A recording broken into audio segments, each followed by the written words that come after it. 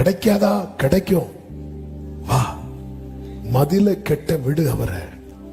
இந்த குயவன் செய்தது போல நான் உனக்கு செய்யக்கூடாதோ? காத்திருக்கிறவர்களுக்கு சொல்லுகிறேன், எதிர்பார்த்திருக்கிறவர்களுக்கு சொல்லுகிறேன், கிடைக்காது என்று நம்பிக்கை இழந்தவர்களுக்கு சொல்லுகிறேன், உங்க வாழ்க்கையில கர்த்தர் மதிலை கட்டுவார் என்றால் உங்களுக்குரியதை கர்த்தர் உங்கள் கையிலே கொடுப்பார். நானும் கர்த்தாவே உம்மை நம்பியுள்ளேன். ஆமென். ஒரு விஷயம் கூட கைகளை உயர்த்தி ஹல்லேலூயா. 51வது சங்கீதம், சங்கீதம் 51 அதனுடைய 18வது வசனத்தை வாசிக்க கேட்கலாம். சங்கீதம் 51:18. சீயோனுக்கு உமது பிரியத்தின்படி நன்மை செய்யும் எருசலேமின் மதில்களை கட்டுவீராக. எருசலேமின் மதில்களை கட்டுவீராக. கர்த்தர் நல்லவர். போன மாசம் ரெகுலரா வந்தவங்க ஒருவேளை நினைக்கலாம், இன்னும் இந்த மதிலை கட்டி முடிக்கலையான்னு. கர்த்தர் இந்த வார்த்தை தான் பேசும்படி நினைவிலே கொண்டு வந்தார். நாம் பாதுகாக்கப்பட இன்னும் சொல்ல வேண்டுமானால் கர்த்தர் விரும்புகிறது எல்லாம் நம்முடைய வாழ்க்கையில நிறைவேற நம்மை சுற்றிலும் மதில்கள் எழுப்பப்பட வேண்டியது மிக மிக மிக மிக அவசியம். எசேயா 51வது அதிகாரம் அதனுடைய 1-2 வசனங்களிலே இப்படி சொல்லப்பட்டிருக்கிறது. இதோ ரட்சிக்க கூடாதபடிக்கு 59:1-2 கரெக்ட். இதோ ரட்சிக்க கூடாதபடிக்கு கர்த்தருடைய கை குறுகி போகவும் இல்லை. ரட்சிக்க கூடாதபடிக்கு கர்த்தருடைய கை குறுகி போகவும் இல்லை. கேட்க கூடாதபடிக்கு செவி மந்தமாகவும் இல்லை. உங்கள் அக்கிரமங்களே உங்களுக்கும் உங்கள் தேவனுக்கும் நடுவாக பிரிவினை உண்டாக்குகிறது. உங்கள் பாவங்களே அவர் உங்களுக்கு செவி கொடாதபடிக்கு அவருடைய முகத்தை மறைக்கிறது. இந்த அக்கிரமம் பாவம் ஏன் உள்ள வந்து இப்படி மூடிக்கொள்ளுகிறது என்றால் பாதுகாப்பு இல்லாததுனால. பாதுகாப்பு இல்லாத இடத்துல வெள்ளம் பெருக்கெடுத்து எல்லாவற்றையும் நாசமாக்கிவிடும். இந்த பாதுகாப்பு என்பது ரொம்ப முக்கியம். நம்ம என்ன நினைச்சிட்டு இருக்கிறோம்? ஆண்டவர் எனக்கு செவி கொடுக்கல, ஆண்டவர் எனக்கு ஒண்ணுமே செய்யல. ஆண்டவர் சொல்லுகிறார், என் கை நல்லாதான் இருக்கு, என் செவிக்கும் பிரச்சனை இல்லை. பிரச்சனை எங்க இருக்கு தெரியுமா? நீ எது நடுவில் இருக்கிற? என் பாதுகாப்புக்குள்ள இருக்கிறையா, நீ பாவத்துக்குள்ள இருக்கிறாயா? அதுதான் கர்த்தர் சொல்லுகிறார், பாபிலோன் குமாரத்தின் இடத்தில் குடியிருக்கிற சீயோனை, நீ உன்னை விடுவித்துக் கொள், பிற்பாடு மகிமை உண்டாகும் என்று கர்த்தர் சொல்லுகிறார். நம்முடைய வாழ்க்கையில தேவன் அநேக காரியங்களை செய்யும்படி திட்டம் வைத்திருக்கிறார். அவருடைய நினைவுகள் என்பது பூமிக்கு வானம் எவ்வளவு உயரமா இருக்கிறதோ அப்படி இருக்கிறது. அதை வர்ணிக்கவே முடியாது, அது சொல்லி தீராது. நம்மை குறித்து யாருக்குமே இப்படி நினைக்க முடியாது. நம்முடைய தகுதியை வைத்து, நம்முடைய திறமையை வைத்து, நம்முடைய படிப்பை வைத்து, நம்முடைய தோற்றத்தை வைத்து மனிதன் ஒவ்வொரு விதத்தில் நம்மை நினைத்து வைக்கிறான். ஆனால் தேவன் அப்படி அல்ல. நாம் தோன்றும் முன்னமே நம்மை குறித்த காரியத்தை எல்லாம் கர்த்தர் ஏற்கனவே எழுதி வைத்து, அவருடைய நினைவே மேலதான் இருக்கும். அவருடைய நினைவே மேலதான் இருக்கும். அதனாலதான் சொல்லுகிறார், நீ நினைக்கிறது படி அல்ல நான் நினைப்பது. நீ என்னை நோக்கி கூப்பிட்டு பாரு, உனக்கு தெரியும். நீ என்னை நோக்கி கூப்பிடும் போது நான் உன்கிட்ட பேசுவேன் தெரியுமா, நான் உனக்கு நிறைய காரியத்தை சொல்லுவேன் தெரியுமா. அது எல்லாமே நீ அறியாததும் உனக்கு எட்டாததுமாய் தான் இருக்கும். நீ இதுவரை அப்படி அறிந்திருக்கவே மாட்டேன். நான் அப்படிதான் உன்கிட்ட பேசிட்டு இருக்கிறேன். அதனாலதான் கிதியோனாகட்டும் சவுலாகட்டும் வார்த்தைகள் வரும்போது, நீங்க என்கிட்ட இதை சொல்றீங்களா அப்படின்னு கேட்பாங்க. இந்த பெரிய வார்த்தையில என்கிட்ட ஏன் சொல்லிட்டு இருக்கிறீங்க? நமக்கே புரியாது. இஸ்ரவேலின் அபேட்சை யாரை நோக்கி இருக்கிறது? ஒன்னதானே சொல்லும் போது சவுல் சொல்லுகிறான், என்னையா நீங்க ஆள் மாத்தி எதுவும் பேசிட்டு இருக்கிறீங்க? நானே காணாம போன கழுதையை தேடி வந்திருக்கிறேன். கர்த்தர் நல்லவர். நீ என்னை நோக்கி கூப்பிட்டு பாரு, என்னை நோக்கி கூப்பிடு, அப்போ நான் உனக்கு ஒரு உத்தரவு கொடுப்பேன் தெரியுமா. அந்த உத்தரவு என்பது நீ அறியாததும் உனக்கு எட்டாததுமா இருக்கும். தேவன் அப்படி நினைத்து வைத்திருக்கிறார். ஆனா அவர் நினைத்தது மாதிரி நம்முடைய வாழ்க்கையில் செய்ய முடியாத அளவுக்கு நம்முடைய வாழ்வின் பாதுகாப்பு மதில்கள் இடிக்கப்பட்டு அந்நியருடைய உட்புகுதல் இருந்து நன்மைகளை எல்லாம் சத்துரு பறித்து கொண்டு போகிறார். எனவேதான் தாவீது ஜெபிக்கிறார், சீயோனுக்கு உமது பிரியத்தின்படி நன்மை செய்யும், எருசலேமின் மதில்களை கட்டுவீராக. கர்த்தர் நம்மோடு கூட பேசுவாராக. அவர் இந்த மதிலை கட்டுவதினால் என்னெல்லாம் உண்டாகும் தெரியுமா? முதலாவது அந்த 6வது வசனத்திலிருந்து 7வது வசனத்தின் முதற் பகுதியை சேர்த்து வாசிக்கலாம். ஆகையால் இதோ நான் உன் வழியை முள்ளுகளினால் அடைப்பேன், அவள் தன் பாதைகளை கண்டுபிடிக்க கூடாதபடிக்கு மதிலை எழுப்புவேன். மதிலை எழுப்புவேன். அவள் தன் நேசர்களை, இந்த வேர்டை கவனிங்க, அவள் தன் நேசர்களை பின்தொடர்ந்தும் அவர்களை சேருவதில்லை, அவர்களை தேடியும் கண்டுபிடிப்பதில்லை. கர்த்தர் இந்த மதிலை எழுப்பும் போது என்ன உண்டாகும் தெரியுமா? முதல்ல நாம் தடுக்கப்படுவோம். சிம்பிளா சொல்லணும்னா நிறைய கான்டாக்ட் கட் ஆகும். அநேகரை நம்மை சேர விட மாட்டார், நம்மையும் சிலரை சேர விட மாட்டார். அவர் எழுப்பின மதில 7 தலைமுறை சுத்தினாலும் விழாது. நல்ல கவனிங்க, சிலரை நம்மை விட்டு விலக்குவார், நம்மை சிலரை விட்டு விலக்குவார். தேவனுடைய செயல்கள் ஆரம்பத்தில் நமக்கு பனிஷ்மெண்ட் போல இருக்கும், ஆனா போக போக தான் தெரியும் என் ஆண்டவர் நல்லவர், அவர் கிருபை என்றும் உள்ளது. உங்க வாழ்க்கையில இப்படிப்பட்ட மதில் தேவை. ஆமேன் சொல்லுங்க பார்க்கலாம். எல்லாரும் சத்தம் ஆமேன் சொல்லுங்க. இந்த மதில் நம்முடைய வாழ்க்கையில தேவை. 88வது சங்கீதம் 18வது வசனத்திலே தாவீது இப்படி சொல்லுகிறான், சிநேகிதனையும் தோழனையும் எனக்கு தூரமாக விலக்கினீர், எனக்கு அறிமுகமானவர்கள் மறைந்து போனார்கள். சிநேகிதரும் தோழரும் எனக்கு விலகி போனார்கள் சொல்லல, நீங்க விலக்கினீங்கப்பா. எனக்கு அறிமுகமானவர்கள் மறைந்துனா அப்படி எடுத்துக்கொள்ளப்படல, வீட்டுல தான் இருப்பாங்க. ஆனா நீங்க போய் கேட்டா இல்லம்பாங்க, நீங்க போய் கேட்டா இல்லம்பாங்க. இல்ல அவருங்க இல்ல. இன்னொருத்தங்க போன் பண்ணா அட்டன் பண்ணுவாங்க, நீங்க போன் பண்ணா நாட் ரீச்சபிள் வரும். அதான் புரியாது, அப்புறம் தெரியும் பிளாக் பண்ணி வச்சிருக்கிறாங்க. சிநேகிதனையும் தோழனையும் எனக்கு தூரமாக விலக்கினீர். 40 வருஷம் மோசே வனாந்திரத்தில் இருந்தார் அல்லவா? அந்த 40 வருஷத்துல மிரியாமோ ஆரோனோ யாராவது தேடி வந்தாங்களா? இல்ல, வரவிடல. கர்த்தர் ஆரோன்ட்ட பேசி போக வைக்கிறார். உன் வாழ்க்கையிலே கர்த்தர் மதிலை கட்டி எழுப்பும் போது சில கான்டாக்ட் கட் ஆகும், சில கான்டாக்ட் கட் ஆகும். எதுக்கு ஏதை செய்கிறார்? உனக்கு ஒரு நேசர் உண்டு என்பதை நீ நன்றாய் அறிந்து உணர்ந்து புரிந்து அனுபவிக்கும்படியாக. சிநேகிதனையும் தோழனையும் எனக்கு தூரமாய் விலக்கினீர், எனக்கு அறிமுகமானவர்கள் மறைந்து போனார்கள். பல நேரத்தில் புரியாது, என்னாண்டவர் யாரும் என்கிட்ட பேச மாட்டேங்கிறாங்க.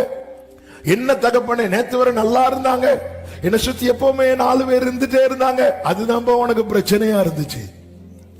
நீ அவர்களை நேசர்களாக்கி கொண்டாய். உனக்கு காலையில எழும்புறதுல இருந்து நைட்டு தூங்குறது வரை அவங்க தான், அந்த 4 பேர் தான், அந்த 5 பேர் தான், அந்த 10 பேர் தான். இந்த கூட்டத்தில் நீ யார மறந்த தெரியுமா?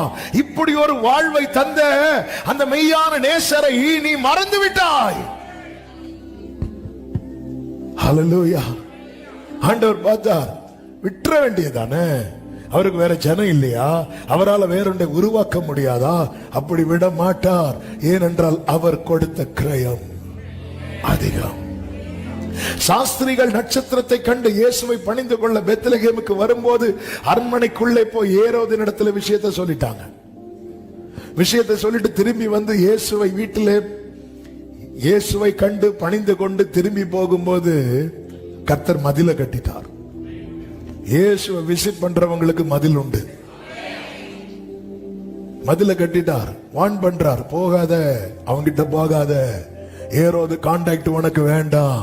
ஆண்டவரே, கிங் ஆண்டவரே, நீ போ, முதல் கத்தி உன் மேலதான். என்ன பண்ணிட்டு வந்தேன்னு கேட்பான். நாங்க இயேசுவை பார்த்தோம்போ. அடுத்து என்ன பண்ணேன்னு கேட்பான். நாங்க வர்ஷிப் பண்ணோம்போ. அதோட உன் கதை முடியும். போகாத, அந்த கான்டாக்ட் வேண்டாம். ஆண்டவரை, இந்த பட்டணத்துக்கு அவர் ராஜா, ஆண்டவரை வேண்டாம். மதில கட்டிட்டாரு, மதில கட்டிட்டாரு. திருப்பி போ, திருப்பி போ.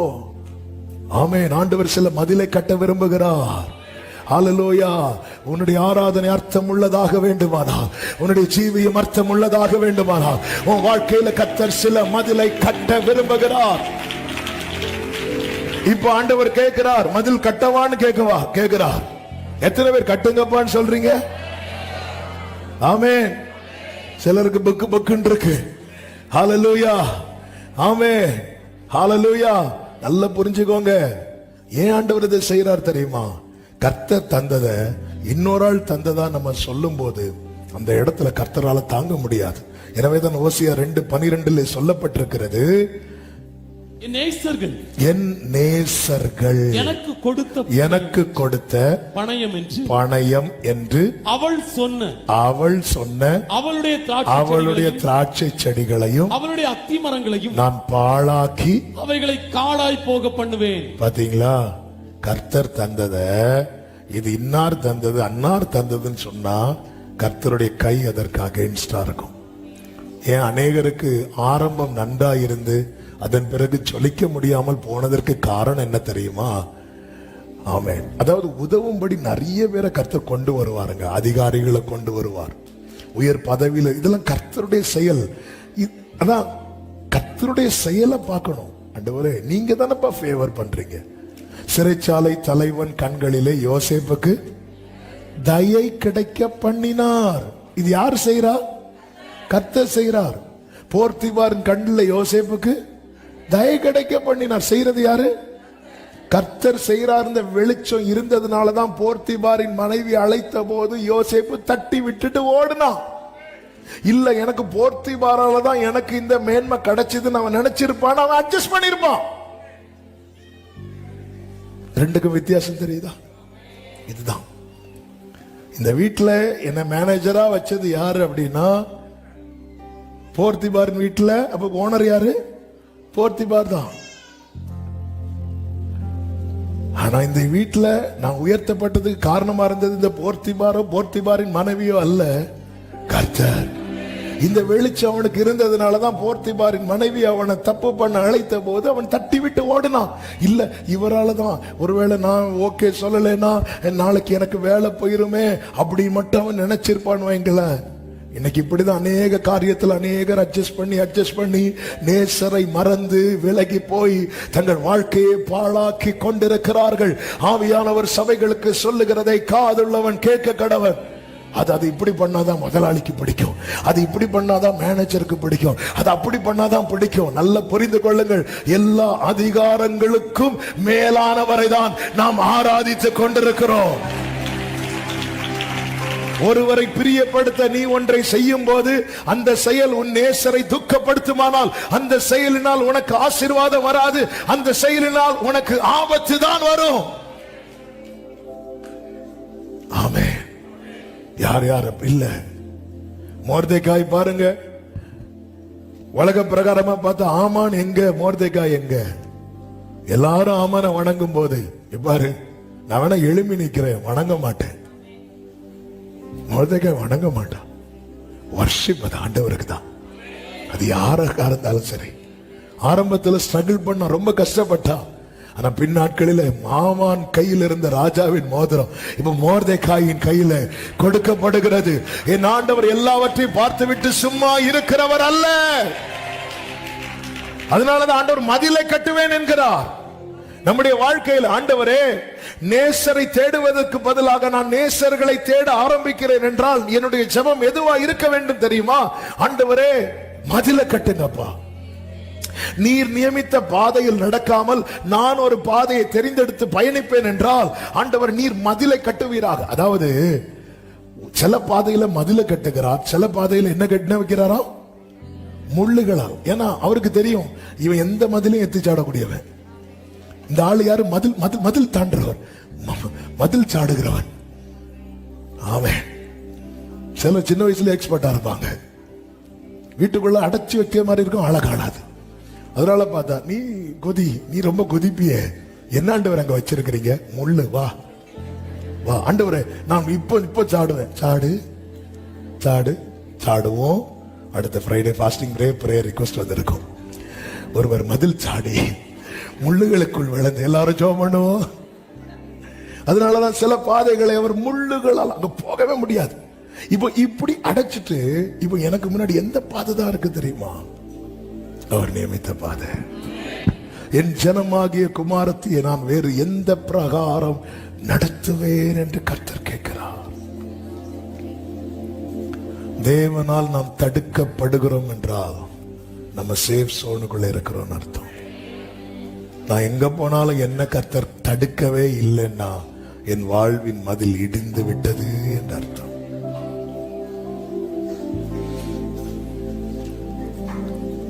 ஆண்டவரே மதில கட்டுங்க. ஹல்லேலூயா. எங்கு செல்ல வேண்டும்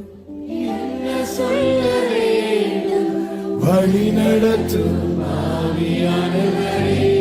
உம் விருப்பம் இல்லாத உம் விருப்பம் ஆமென்.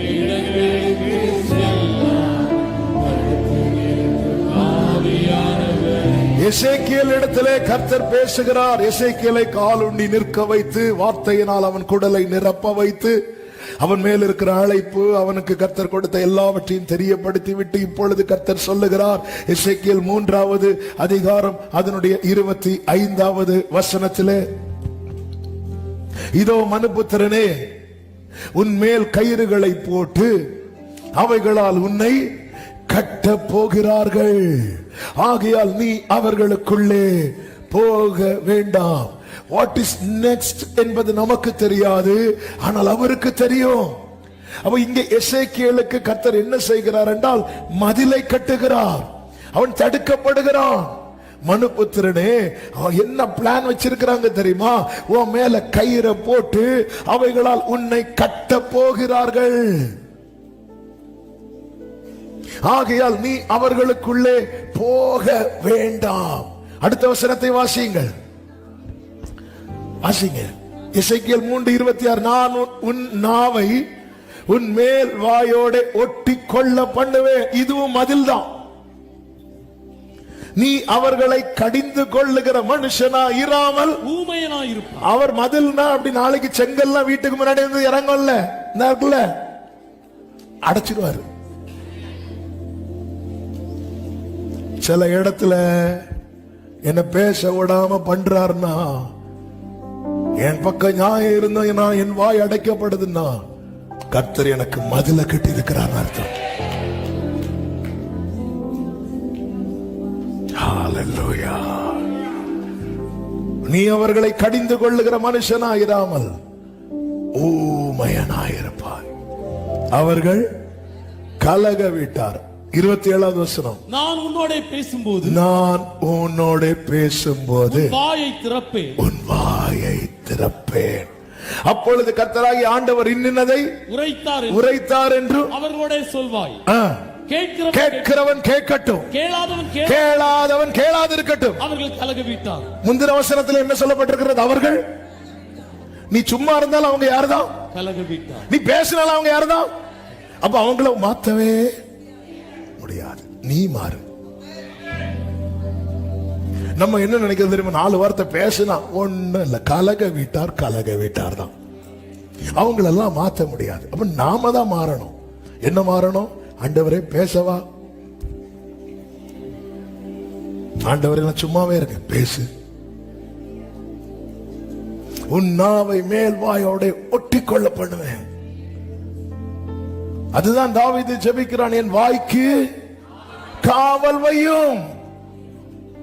அவர்கள் கலக வீட்டார். நீ ஊமையானார், அவர்கள் கலக விட்டார். நீ பேசு, அவர்கள் கலக விட்டார். இந்த இடத்துல அப்படி போக்கஸ் யார் மேல இருக்கு தெரியுமா? கலக வீட்டார் மேல அல்ல, அவருடையவன் மேல. நீ சேஃபா இருக்கணும் எசேக்கியேலே, நீ பாதுகாப்பா இருக்கணும் எசேக்கியேலே. உன் ஆத்துமா முக்கியம், உன் வாழ்க்கை முக்கியம். அவங்க பேசுறது போல நீயும் பேசுறேன்னா நீயும் அந்த கூட்டத்தில் ஆயிருவ. நீ அவங்க பேசுறது போல பேசக்கூடாது. நான் உன்கிட்ட பேசும்போது உன் வாயை திறப்பேன். அதாவது என்கிட்ட பேசிட்டு நீ பேசுனா உன் வாயில என் வார்த்தை வரும். வேற யார்கிட்டயோ பேசினா நம்ம வாயில அவங்க வார்த்தையை போட்டுருவாங்க. ஒருத்தங்களை பத்தி இன்னொருத்தங்க கிட்ட மணிக்கு ஒரு கணக்கா பேசிட்டே இருக்கிறோம். திடீர்னு நம்ம போறோம், அந்த பர்சன் கூட அந்த பர்சனை எதிர்கொண்டு வராங்க. அப்ப நம்ம வாயில எந்த வார்த்தை வரும் தெரியுமா?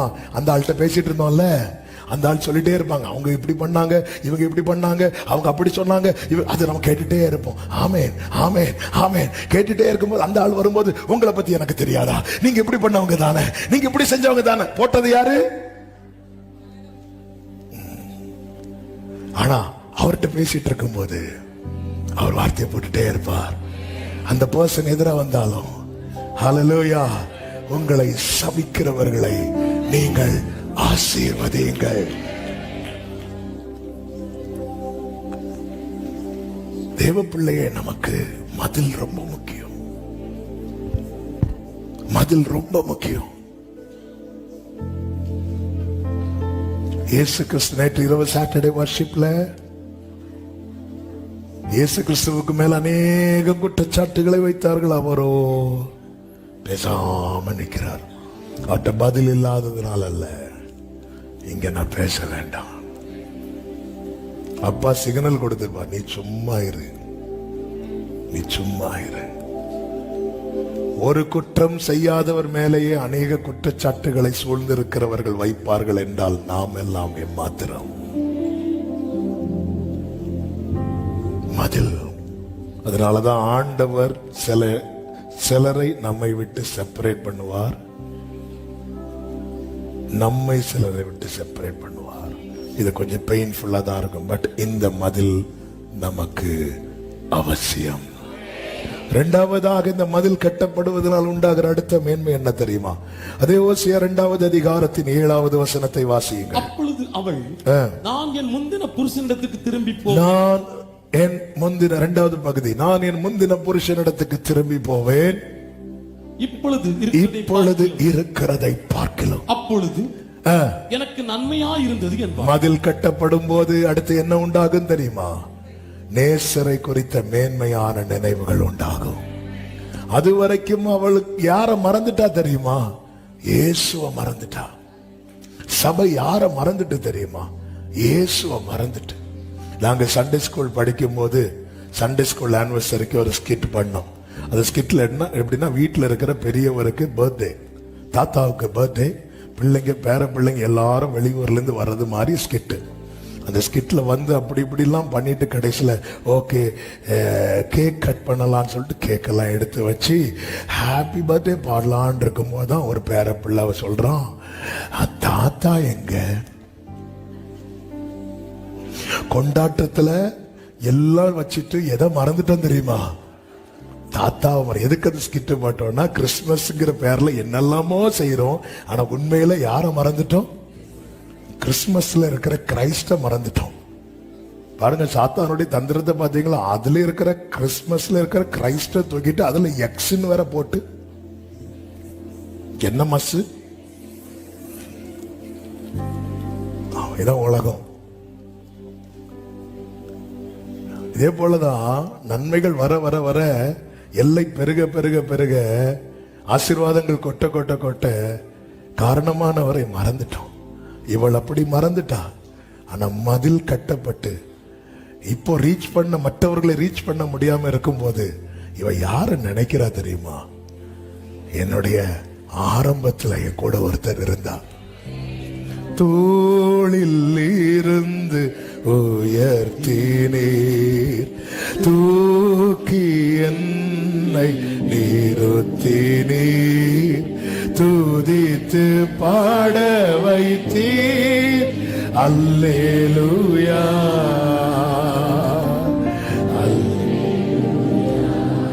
தூளில் இருந்து தூக்கி என்னை ருசித்தவங்க கைகளை உயர்த்தி துதித்து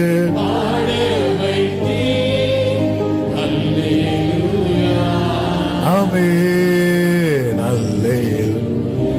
நல்ல கவனமா கேளுங்க. நேசரை குறித்த நினைவு நமக்கு எப்பெல்லாம் வருது? ஆண்டவரே உம்முடைய ஆவிக்கு மறைவா நான் எங்க போவேங்கிறார் தாவீது. அப்படின்னு எங்க போனாலும் என் நினைவுல நீங்க தானப்பா வந்துட்டு இருக்கிறீங்க. சரி கொஞ்சம் ஒதுங்கி இருப்போம். சும்மா சும்மா வந்து டார்ச்சர் பண்ணிட்டு இருக்கிறார் நினைவுல. ஒதுங்க முடியல. நான் பாதாளத்துல படுக்கை போட்டாலும் அங்கே உமது கை என்ன பிடிக்கும். சுலேமியால் சொல்றா, நீங்க அவர்கிட்ட போய் சொல்லுங்க, நான் நேசத்தால் சோகம் அடைந்திருக்கிறேன். Love sick.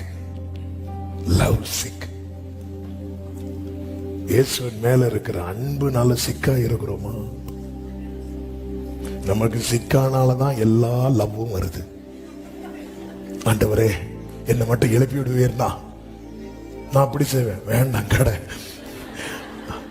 நமக்கு அதாவது நம்ம 4 பேர் ஒதுக்கி தள்ளும் போதுதான் இயேசுவே ஆண்டவர் பாப்பார். பாடாத. இந்த உலகை வெறுத்து உம்மோடு இணைந்திட. ஏன் வீட்டுல சண்டை ஏதோ சொல்லி ஆள்டு இங்க வந்தோன்னு எனக்கு ஆண்டவரே உண்மை விட்டா. திரும்பி வீட்டுக்கு போகும்போது மகளே வா, மருமகளே வா, மகனே வா, மருமகனே வானதும் நேசரை காணும். நேசரங்க ஆண்டவரே அடுத்த வருஷம் பார்ப்போம். பாய்.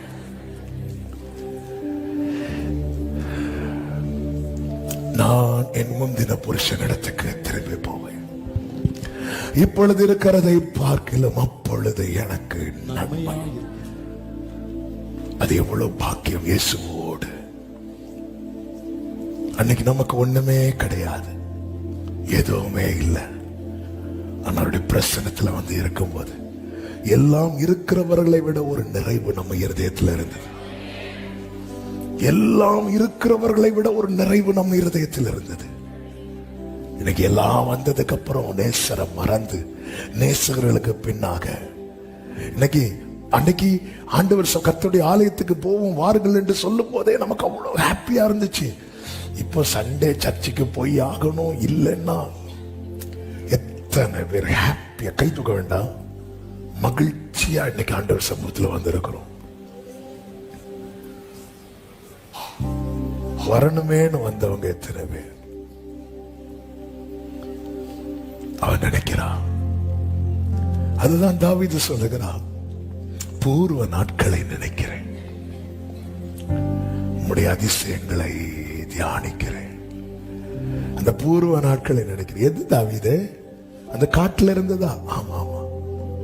அந்த மரண இருளின் பள்ளத்தாக்குல இருந்ததா? ஆமா. அதையும் போட்டு நினைச்சிட்டு இருக்கிற தேவரீர் என்னோடு கூட இருந்து அந்த டைம் அவருடைய கோலும் அவருடைய தடியும் என்னை தேட்டினது.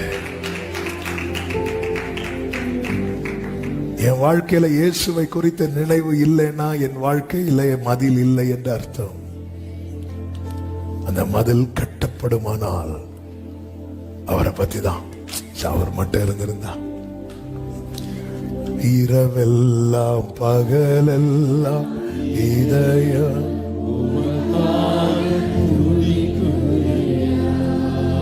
நினைவெல்லாம் பேச்செல்லாம். பிரியமானவர்களே, இந்த வேர்டை எத்தனை பேர் எப்படி எடுத்துக்கிறீங்கன்னு தெரியல. ஒரு நாளைக்கு எத்தனை தடவை இயேசுவை நினைக்கிறோம்? ஒரு நாளைக்கு 24 மணி நேரத்துல 4 மணிக்கு ஒரு தூங்குறோம், 6 மணிக்கு ஒரு தூங்குறோம், 8 மணிக்கு ஒரு தூங்குறோம், சிலர் 12 மணிக்கு ஒரு தூங்குறாங்க. கர்த்தர் அவர்களை ஆசீர்வதிக்கட்டும். எழும்பி செய்யும் போது செயல்படும் போது நம்ம நினைவுல நிறைய நபர்கள் கிராஸ் ஆவாங்க. நிறைய பேர் நமக்கு பிடிச்சவங்க நம்ம நினைவுல வருவாங்க, பிடிக்காதவங்க அடிக்கடி வருவாங்க. கனவுல ஃபுல்லா அவங்க தான் வந்து நிப்பாங்க. நாளைக்கு மேனேஜர்ட்ட இந்த ஃபைலை வைக்கணுமா, மேனேஜர் கனவுல வந்து நிப்பாரு, இன்னைக்கே ஃபைலை வாங்கிட்டு போறதுக்கு. சரி, நம்ம நினைவுல நிறைய பேர் வந்து போவாங்க. அப்படி நம்ம நினைவில் அதிகமாய் நம்முடைய நினைவுகள் தேடுகிற நபர் யார்? அவன் சில கேட்பாங்கல்ல, இப்படி இருக்கும்போது நீங்க என்ன நினைச்சீங்களா? நம்ம சொல்ற பெரிய பொய் அதான். ஆமா, உங்களை மறக்க முடியுமா? நம்ம நினைவில் அடிக்கடி ஜீசஸ் வராரா? ஏன் வரல தெரியுமா? நம்ம இயேசுவுக்கு உள்ள ஸ்தானம் கொடுக்க தவறிவிட்டோம். என் ஜனமாகிய குமாரத்தை நான் வேறு எந்த பிரகாரம் நடத்துவேன் என்று கர்த்தர் கேட்கிறார். நம்ம நினைவில் அதிகமாய் அதாவது நம்முடைய நினைவுகள். இந்த கூகுள்ல அடிக்கடி ரிப்போர்ட் போடுவாங்க, அதிகம் தேடப்பட்ட நபர் அப்படின்னு போடுவாங்க. அதிகம், இந்த கடந்த மாதம் அதிகம் தேடப்பட்ட நபர், ஏதாவது ஒரு ஆக்டர் அல்லது ஒரு ஸ்போர்ட்ஸ் பிளேயர் யாராவது இருப்பாங்க. இவங்க தான் அதிகமா நிறைய பேர் சர்ச் பண்ணி பார்ப்பாங்க அந்த பர்சனை. பரலோக லிஸ்ட் எடுக்கும் போது நம்முடைய வாழ்க்கையை குறித்து சொல்லும் போது, இவன் அல்லது இவள் ஒரு நாளைக்கு அதிகமா தேடுறது யார தெரியுமா? இயேசுவே. அப்படிங்கிற நிலைமைக்கு வந்துட்டா நம்முடைய வாழ்க்கை ரொம்ப சேஃப் சோனுக்குள்ள போயிரும். ஆமென் சொல்லுங்க பார்க்கலாம். மூன்றாவது, இந்த மதில் கட்டப்படுவதனால் உண்டாகிற மூன்றாவது அனுபவம் 14வது வசனத்தை வாசியுங்கள். ஆயினும் இதோ நான் அவளுக்கு நயம் காட்டி அவளை வனாந்தரத்தில் அழைத்து கொண்டு போய் அவளோட உச்சமாய் பேசி. இப்ப கேட்டிருக்கலாம், இதுக்கு முன்னாடியே நயம் காட்டி இருக்கலாம். ஆண்டவரே காட்டினார், இவளுக்கு பார்க்க முடியல. ஏன்னா நிறைய பேர் நயம் காட்டிட்டு இருக்கிறாங்க. இப்போ காட்டக்கூடிய ஒருத்தரும் இல்ல. இவர் என்ன காட்டினாலும் இவ போவா. நேத்தும் அவர் நயம் காட்டினார், மகளேன்னு கூப்பிட்டார். கூப்பிடும் போது அந்த தெருவில் இருந்து இன்னொரு ஆள் டார்லிங்னு கூப்பிட்டாச்சு. உடனே டார்லிங் பின்னாடி போயாச்சு. இப்ப மதில கட்டியாச்சு, டார்லிங்கே காணோம், ஒரு லிங்கையும் காணோம். இப்ப திருப்பி அவர் கூப்பிடுறாரு, மகளே. திருப்பி வாரா.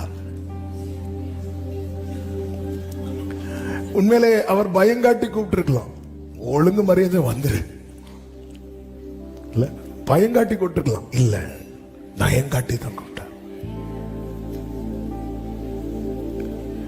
தேவன் மதிலை எழுப்புகிறார் என்றால் அவரோடு எளிதாய் நம்மால் நெருங்க முடியும்.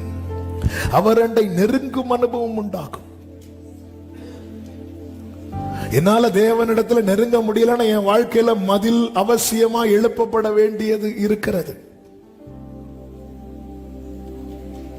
அதாவது நெருங்குகிறது வேற, நெருக்குகிறது வேற. இதை எனக்கு செய்யும், இப்பவே செய்யும். அதுல நெருக்கிறது, நெருங்குறது வந்து லவ்ல வரக்கூடியது, அன்புல. நயங்காட்டி, இப்ப வேற யாரும் நயங்காட்டுறதுக்கு இல்ல. பேதுருவ நயங்காட்டி தூக்குனாரு பாத்தீங்களா? பேதுருவ சீமோன் தானே இயேசு பேதுரு என்று அழைத்தார், கேபா என்று அழைத்தார். சீமோனுடைய சகோதரன் அந்திரேயா சீமோனை இயேசுவின் இடத்துல அழைத்து கொண்டு வருகிறான். இதான் ஃபர்ஸ்ட் விசிட், இயேசுவை சந்திக்கிறது. யோவான் 1வது அதிகாரம் எடுக்க வேண்டாம், 40, 41, 42 வசனங்களை பார்க்கும் போது இருக்கும். சீமோன் வரும்போதே இயேசு சொல்லிட்டார், கேபா அப்படின்ட்டார், இதான்பா பேதுரு அப்படின்ட்டார். ஆமீன் போட்டு போயிட்டார். போயிட்டு மீன் பிடிக்க போனார். ஆண்டவர் பார்த்தார், வேலைக்கு ஆகாது, மதில போட்ட. பேதுரு இங்க வலை போட்டா மீன் இங்க போகும், பேதுரு இங்க வலை போட்டா மீன். சில நேரத்தில் நமக்கு புரியவே புரியாதுல்ல. நாம ஒண்ணு செய்வோம், நடக்காது. நாம அங்கிருந்து விலகி இன்னொரு ஆள் அதே இடத்துல வந்து ஒண்ணு செய்வாங்க, நடக்கும். இரவு முழுவதும் பிரயாசப்பட்டு ஒன்று அகப்படவில்லை. போட்டு கரையில வருது. காலையில கரையில யார் நிக்கிறா தெரியுமா? இயேசு நிக்கிறார். என்ன சொல்லி இருக்கலாம்? பேதுரு இனியாவது வா சொல்லி இருக்கலாம். இல்ல, நேரா போறார். பேதுரு உன் போட்ல கொஞ்சம் உட்காரட்டுமா? உட்காருங்க ஆண்டவரே. கொஞ்சம் தள்ளுவியா? கொஞ்சம் தள்ளுற. அப்படி ஆழத்துக்கு கொண்டு போவியா? ஆழத்துக்கு கொண்டு போயாச்சு. அந்த வலைய போடு. இன்டைரக்டா கூட ஆனாலும் அன்னைக்கே நீ வந்திருந்தேன்னா சொல்லல, என் ஆண்டவர் நயங்காட்டி அழைக்கிறவர். வலைய போடுன்னு சொல்லும் போது பேதுரு சொல்ற, இரவு முழுவதும் பிரயாசப்பட்டு ஒன்றும் அகப்படவில்லை. இப்ப வேற வழியில போட்டுதான் ஆகணும். ஏன்னா அவன்கிட்ட பேசுறதுக்கு இப்ப ஒருத்தர் தான் உண்டு. கூட்டாளிகள்ல வேற போட்ல இருக்கிறாங்க. ஏன்னா பேதுரு போட்ல ஒண்ணுமே இல்ல. உன் போட்ல ஒண்ணு இல்லைன்னா உன் ஃப்ரெண்ட்ஸ் எல்லாம் இன்னொரு ஃப்ரெண்டு வீட்டுல இருப்பாங்க. ஆமே. பேதுரு வலைய போட்டு அள்ளி எடுக்க வைத்து எல்லாம் நிறைவா இருக்கும்போது பேதுருவா அப்படின்ட்டார். என்ன ஆண்டவருங்க அவரு. எதற்குமே உதவாத என்னை தேடி வந்து எட்டாத உயரத்தில் நயங்காட்டி அழைத்து பட்சமாய் பேசுகிறார். இந்த மதில் எழுப்புறதுனால இன்னும் 2 காரியத்தை சொல்லி செபிக்க விரும்புகிறேன். 4வதாக என்ன செய்கிறார் தெரியுமா? 15வது வசனம். அவ்விடத்திலிருந்து அவளுக்கு அவளுடைய தோட்டங்களையும் நம்பிக்கையின் வாசலாக பள்ளத்தாக்கையும் கொடுப்பேன். உனக்குரியது உனக்கு கிடைக்கணும்னா உன்னை சுத்தி மதில் இருக்கணும். அவ்விடத்திலிருந்து அவளுக்கு அவளுடைய திராட்சை தோட்டங்களை கொடுப்பேன். ஒரு குழந்தை பிறக்கிறதுக்கு முன்னாடியே வீட்டுல சொத்து உள்ளவங்க எல்லாம் சொல்லுவாங்க, இந்த வீடு இந்த பிள்ளைக்கு தான், இந்த நிலம் இந்த பிள்ளைக்கு தான். எல்லாம் ரைட்டு தான். அந்த பிள்ளை பிறந்து கீழே விழுந்த உடனே பத்திரத்தை தூக்கி மூஞ்சிலே அறிவாங்க இல்ல. தெரியணும், இப்ப கொடுக்கலாம், இப்ப கொடுக்கலாம், இப்ப கொடுத்தா இது சேஃபா இருக்கும் அப்படின்னு ஒரு நம்பிக்கை வந்ததுக்கு அப்புறம் தான் கொடுப்பாங்க. இல்ல அந்த பிள்ளை வளர்ந்து அந்த பிள்ளை சின்ன வயசுல இருந்தே ஊதாரித்தனமா சுட்டி தெரிந்து இந்த பிள்ளை கையில என்ன கிடைச்சாலும் அது டேமேஜ் ஆயிரும், அது பாழாயிரும் அப்படின்னு தெரிஞ்சுன்னா கொடுக்க மாட்டாங்க. அப்படியே பிள்ளை கம்பல் பண்ணி எழுத வச்சு எழுதினாலும் எப்படி எழுதுவாங்க தெரியுமா? உஷாரா, எங்கள் காலத்துக்கு பிறகு, இல்லைன்னா அடுத்த நாள் முதியோர் இல்லத்தில் சேர்க்கப்படுறதுக்கு வாய்ப்பு இருக்கிறது. ஏன்னா அந்த பிள்ளைய பொறுத்து இது சரியில்லை, அப்போ இல்ல இது பாதுகாப்பு சேஃபா தான் இருக்கு அப்படின்னு சொன்னதும் பாருங்க. இளைய குமாரனுக்கு அவனுக்குரிய சொத்தை கொடுத்துட்டு விட்டுட்டார். ஆனா மூத்த குமாரனுக்கு தன் தகப்பனுக்குரிய எல்லாத்தையும் கொடுக்கிறார். ஏன்னா அவன் மதிலுக்குள்ள இருக்கிறான். அதனாலதான் மூத்த குமாரன் சொல்றார், என்னுடையதெல்லாம் உன்னுடையதா இருக்கிறது. இளைய குமாரன் எப்படி சொல்லல, அவன் அழிச்சிருவான். அப்புறம் அவரும் பன்றி கூட்டத்துல தான் போய் இருக்கணும். நீ வேணா போ, எனக்கெல்லாம் போக முடியாது. அதனாலதான் அப்போ அந்த சேஃப் பாருங்க, அழைத்து கொண்டு வந்து என் வாழ்க்கையில சுற்றி மதில எழுப்புறாருன்னா எனக்கு இருக்கிறத இல்லாம ஆக்குறதல்ல, எனக்கானதை எனக்கு தருவதற்கு. சவுல் குடும்பத்தில் பிறந்தவன் தானே யோனத்தான், யோனத்தானுக்கு பிறந்தவன் தானே மேவிபோசேத். அந்த மேவிபோசேத்துக்கு அப்போ சவுல் தான் இல்ல, அவன் ராஜா, அவனுடைய சொத்துக்கள் எல்லாம் இருக்கிறது. ஆனால் மேவிபோசேத்துக்கும் சொத்துக்கும் சம்பந்தமே இல்லாமல் இருக்க இப்பொழுது தாவீது கேட்கிறான், யோனத்தான் நிமித்தம் தயவு பாராட்ட யாராவது இங்க இருக்கிறாங்களா என்று கேட்கும் போது மேவிபோசேத்தை குறித்து பேசுகிறான். சீபா ஒரு முடவன் இருக்கிறான், அவனை தூக்கிட்டு வாங்குறாங்க. மேவிபோசேத் கொண்டு வரப்படுகிறான். இப்பொழுது அவன் மதிலுக்குள்ளே வருகிறான். 2 சாமுவேல் 9வது அதிகாரம் அதனுடைய 7வது வசனத்திலே தாவீது மேவிபோசேத்தை பார்த்து இப்படி சொல்லுகிறான். தாவீது அவனை பார்த்து, நீ பயப்படாதே, நீ பயப்படாதே, உன் தகப்பனாகிய யோனத்தான் நிமித்தம் நான் நிச்சயம் உனக்கு தயை செய்து உன் தகப்பனாகிய சவுலின் நிலங்களை எல்லாம் உனக்கு திரும்ப கொடுப்பேன். உனக்கு புதுசா இல்லப்பா, அதெல்லாம் உனக்குரியதுதான். ஆனா நீ எங்க இருந்த தெரியுமா? மதிலுக்கு வெளியே இருந்த. இப்ப நீ எங்க வந்துட்ட தெரியுமா? என் சமூகத்துல வந்துட்ட. நீ என் பந்தியில் நித்தம் அப்பம் புசிப்பாய். புதுசா எடுத்து கொடுக்கல. என்னை கேட்டுக்கொண்டிருக்கிற அன்பு சகோதர சகோதரி, உங்களுக்கு தேவன் ஆயத்தம் பண்ணின நன்மைகள் ஏராளம் இருக்கிறது. தேவனுடைய ஆசீர்வாதங்கள் ஏராளம் இருக்கிறது. ஏன் கையில வரமாட்டேங்குது? நம்ம மதிலுக்குள்ள இருக்கிறோமா? பாதுகாப்பா இருக்கிறோமா? ஒரு பாட்டு உண்டுல, நம்ம பாடுவோம்ல, என்னை நம்பியவர் தந்த ஒரு பதனை. என்ன அழகான பாட்டு! இதுதான் ட்ரூத், இதுதான் சத்தியம். என்னை நம்பி அவர் தாரார். ஓகே, இவன் சேஃபா இருக்கிறான். இவன் முடவன் ஃபர்ஸ்ட் டைம் மீட் பண்றாங்க. ஆனா எங்க வந்துட்டாருன்னா அரண்மனைக்குள்ள வந்துட்டார், மதிலுக்குள்ள வந்துட்டார், எருசலேமுக்குள்ள வந்துட்டார். வந்தது சொல்றாரு, இங்க பாருப்பா, உன் தகப்பனாகிய யோனத்தான் நிமித்தம் உனக்கு நான் தயவு செய்யணும். உன் தகப்பனாகிய சவுல்னா தாத்தா, சவுலனுடைய நிலங்களை எல்லாம் உனக்கு திரும்பி கொடுப்பேன். இதுவரை மேவிபோசேத் எப்படி இருக்கிறான் தெரியுமா? அவனே சொல்றான், செத்த நாயை போல. அவனுக்கு சொத்து இருக்கு, எல்லாம் இருக்கு, ஆனா எப்படி இருக்கிறான் தெரியுமா? செத்த நாயை போல. மதிலுக்குள்ள வந்தது அவனுக்கு எல்லாம் கிடைக்குது. தகப்பனுடைய அன்பு என்கிற மதிலுக்குள்ள இளையகுமாரன் வந்ததும் எல்லாம் கிடைக்குது. உனக்குரியது ஏன் உனக்கு கிடைக்கல? நீ எங்க இருக்கிற? சபைய வாக்குத்தத்தங்களை கேட்டு கேட்டு கேட்டு கேட்டு ஒண்ணு கூட இன்னும் வாங்கலையே. கிடைக்காதா? கிடைக்கும். வா, மதில கெட்ட விடு அவரை. இந்த குயவன் செய்தது போல நான் உனக்கு செய்யக்கூடாதோ? காத்திருக்கிறவர்களுக்கு சொல்லுகிறேன், எதிர்பார்த்திருக்கிறவர்களுக்கு சொல்லுகிறேன், கிடைக்காது என்று நம்பிக்கை இழந்தவர்களுக்கு சொல்லுகிறேன், உங்க வாழ்க்கையில கர்த்தர் மதிலை கட்டுவார் என்றால் உங்களுக்குரியதை கர்த்தர் உங்கள் கையிலே கொடுப்பார். ஐந்தாவதாக, இந்த மதில் கட்டப்படுவதனால உண்டாகிற ஐந்தாவது ஆசீர்வாதம் என்ன தெரியுமா? 16வது வசனம் வாசியுங்கள். அக்காலத்தில் நீ என்னை இனி பாகாலி என்று சொல்லாமல் ஈஷி என்று சொல்லுவாய். பாகாலினா மாஸ்டர் அப்படின்னு அர்த்தம், ஈஷினா ஹஸ்பண்ட் அப்படின்னு அர்த்தம். நீ என்னை எப்படி சொல்லுவ தெரியுமா? ஹஸ்பண்ட்னு சொல்லுவ, நேசர்னு சொல்லுவ, நாயகர்னு சொல்லுவ. என்ன இதன் அர்த்தம்? உன் வாழ்க்கையிலே கர்த்தர் மதிலை கட்டும் போது அவரோடு இருக்கிற உறவின் ஆழம் அதிகமாகும், அதிகமாகும். இந்த உறவு மேன்மையான உறவு, இந்த உறவு மகிமையான உறவு. இந்த உறவை அழைத்து போகதான் அந்த மணவாளனாகிய கிறிஸ்து மீண்டும் வர போகிறார். வெளிப்படுத்தின விசேஷம் 19வது அதிகாரம் 7, 8, 9 வசனங்களிலே இப்படி சொல்லப்பட்டிருக்கிறது. அந்த வசனங்களை வாசியுங்கள். நாம் சந்தோஷப்பட்டு களிகூர்ந்து அவருக்கு துதி செலுத்த கடவோம். ஆட்டுக்குட்டியானவருடைய கல்யாணம் வந்தது. அவருடைய மனைவி தன்னை எப்படி ஆயத்தம் பண்ணினாள்? இதோ அவள் என்னை பார்த்து என்ன சொல்லுகிறாள் தெரியுமா? ஈசி அப்படிங்கிறாள். நல்ல கவனிங்க. இளையகுமாரன் வெளியே நிக்கிறது வரைக்கும் அவன் என்ன சொல்லிட்டு இருந்தான் தெரியுமா? உங்க வேலைக்காரர்களில் ஒரு ஆளா இருப்பதுக்கு கூட.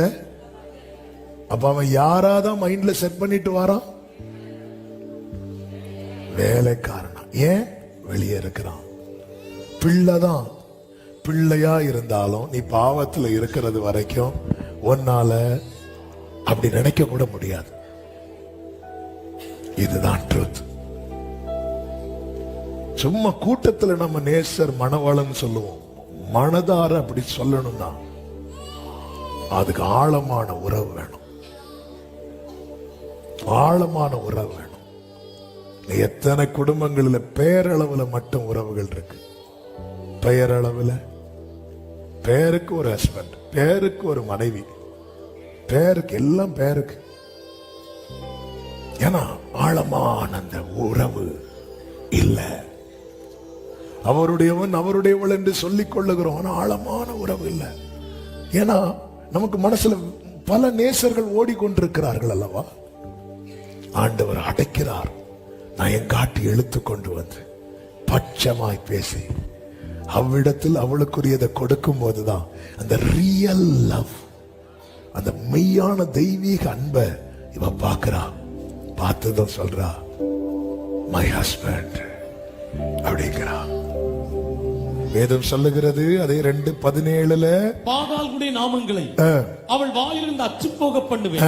இனி அவைகளின் பெயரை சொல்லி அவைகளை நினைக்கிற நினைப்பும் இல்லாமற் போகும். இனி அவைகளின் பெயரை சொல்லி நினைக்கிற நினைப்பும் அநேகர் திரும்ப திரும்ப விழுறதுக்கு காரணம் பலவிதமான நினைவுகள். தேவனோடு உள்ள உறவு ஸ்ட்ராங் ஆயிட்டுனா தேவையில்லாத நினைவெல்லாம் கிளியர் ஆயிரும், கிளியர் ஆயிரும்.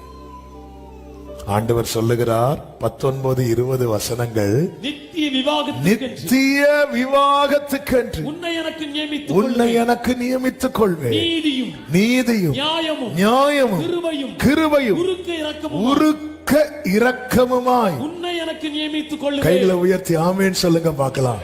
அடுத்த வார்த்தையில சொல்றாரு, உண்மையாய் உண்மையாய் உன்னை எனக்கு நியமித்துக் கொள்வேன். ஏங்க அவர் என்னைக்குங்க போய் சொல்லி இருக்கிறாரு, ஆனாலும் சொல்லிட்டு சொல்றாரு, ஏய் உண்மையா. இதுதான் ஆட்டுக்குட்டியானவருடைய கல்யாணம். அவருடைய தோழர்களாகிய ஆபிரகாம், ஈசாக்கு, யாக்கோபு முதல் யோவான் ஸ்நானன் வரை பக்கத்துல நின்று பார்க்கறாங்க. யார் இந்த மணவாட்டி, யார் இவள்? பார்க்கும் போதுதான் இவர் நேசர் என்று சொல்லிக் கொண்டு வனாந்திரத்தில் தன் நேசர் மேல் சாய்ந்து கொண்டு ஒருவள் வருகிறாள். என கேட்டுக்கொண்டிருக்கிற அன்பு சகோதரா சகோதரி, நம்மை தேவன் அழைத்தது ஒரு நாள் சந்தோஷத்திற்கு அல்ல, நித்திய மகிழ்ச்சிக்கென்று, நித்திய விவாகத்துக்கென்று, நித்திய வாழ்வுக்கென்று அழைத்திருக்கிறார். எனவே ஒரு தேவ பிள்ளை வாழ்க்கையில என்ன கேட்கணும் தெரியுமா? மதில கட்டுங்கப்பா, மதில கட்டுங்கப்பா. எல்லாரும் எழுந்து நிற்கலாம் ஆண்டவர் சமூகத்துல. கர்த்தர் நல்லவன். நீரே போதும் வேறே வேண்டாம் எந்த நண்பரே சுவே, மண்ணுக்காக மாணிக்கத்தை வெறும் மண்ணுக்காக. இது எத்தனை பாக்கியம், இது எத்தனை மேன்மை. நித்திய விவாகத்துக்கென்று தேவன் நம்மை நியமித்திருக்கிறார். உண்மையாய் உன்னை எனக்கு நியமித்துக் கொள்வேன். இந்த பூமியிலே தேவ ஜனமே, நம்ம ஆண்டவர் சமூகத்தில் ஒரு நாள் சந்தோஷத்துக்காக வரக்கூடாது. மனிதன் ஒரு நாள் சந்தோஷத்துக்காக என்னெல்லாமோ செலவழிக்கிறான், என்னெல்லாமோ பண்றான். ஒரு நாள் வாழ்வை இன்பம் என்று ஒரே ஒரு நாளுக்காக. இந்தியாவில் ஒரு ஒரு ஒரு பெரிய ஒரு பணக்காரருடைய மகனுடைய திருமணம் நடந்தது. அந்த ஒரு நாளுக்காக என்னெல்லாமோ பண்ணாங்க, இல்ல என்னெல்லாமோ பண்ணாங்க. ஆண்டவர் என்னையும் உங்களையும் அழைத்தது ஒரு நாளுக்காக அல்ல, தலைமுறை தலைமுறையாய், ஆயிரம் ஆயிரம் வருடமாய் அவருடையவனாய் அவருடையவளாய் இருக்கும்படி. இதுக்கு நமக்கு என்ன தேவை தெரியுமா? ஒரு மதில் கட்டப்படணும். எத்தனை பேர் உண்மையா சொல்லுவீங்க? நீரே போதும்,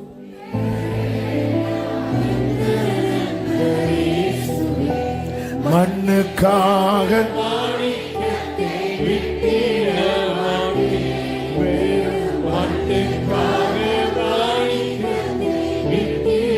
இதை ஒரு அறிக்கையாக, இது ஒரு நம்பிக்கையின் விசுவாசத்தின் சாட்சியின் அறிக்கையாக சொல்லி பாடி நம்ம ஜெபிக்கலாமா?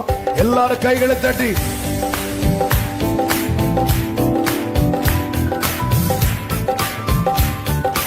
ஆமென். இயேசுவை போல அழகுள்ளோ ஆமென், இதுவரை கண்டதில்லை. ஆமென், இயேசுவை போல அழகுள்ளோ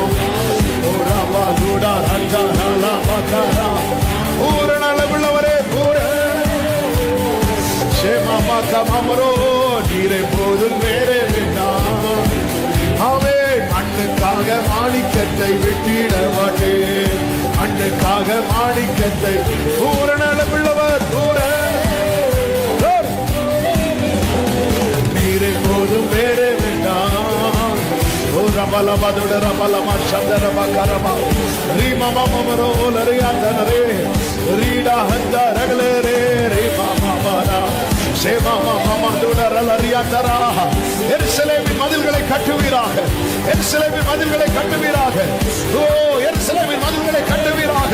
உங்களுடைய ஜனங்கள் ஒரு நித்திய விவாகத்துக்கென்று நியமிக்கப்பட்டவர்களாக காணப்பட எருசலேமின் மதில்களை கட்டுவீராக, கட்டுவீராக, கட்டுவீராக, கட்டுவீராக, கட்டுவீராக, கட்டுவீராக.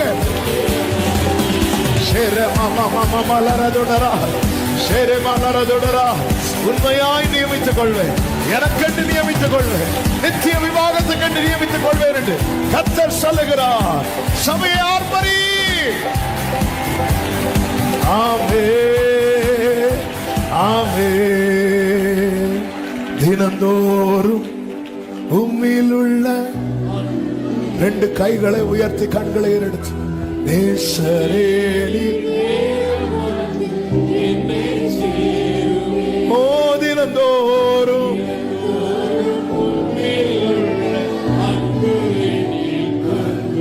நேசரே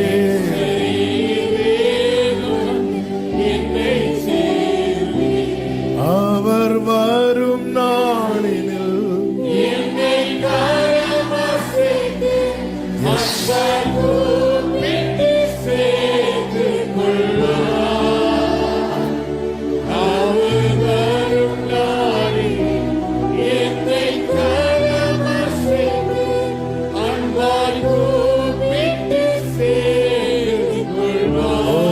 சமூகமதில் அங்கே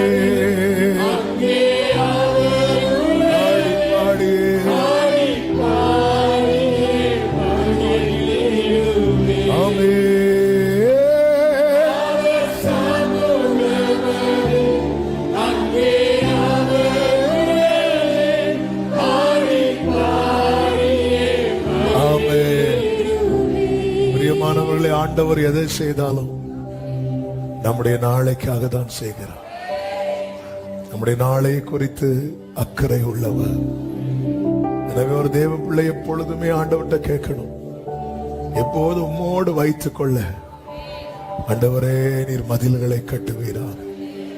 ஒரு விஷயம், உங்க வலது கரத்தை உயர்த்தி உங்க இடது கரத்தை இருதயத்தில் வைத்து ஆண்டவரே என் குடும்பத்தின் மதில்களை கட்டுவீராக, என் வாழ்வின் மதில்களை கட்டுவீராக. அந்த நித்திய விவாகத்தை கண்டு நீர் நியமித்த கூட்டத்தில் நான் இருக்கணும், நாங்க இருக்கணும்பா. எங்களுக்கு கிருபை தருவீராக. ஆமென்.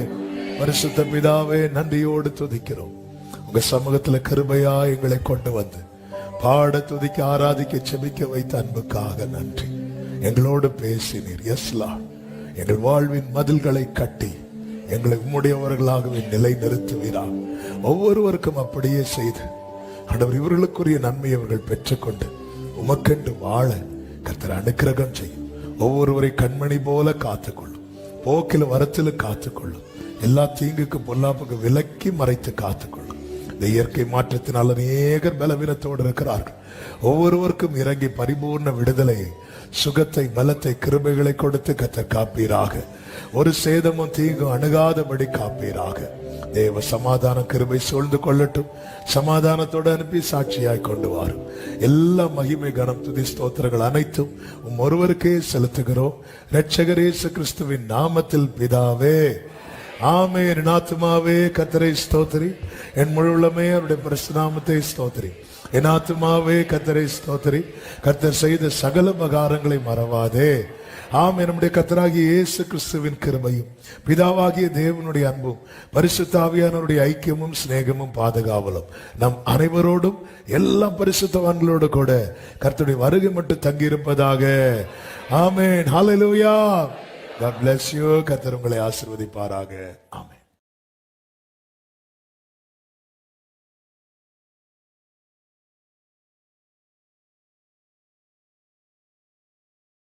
நானும் கர்த்தாவே உம்மை நம்பியுள்ளேன், நீரே என் தேவன்.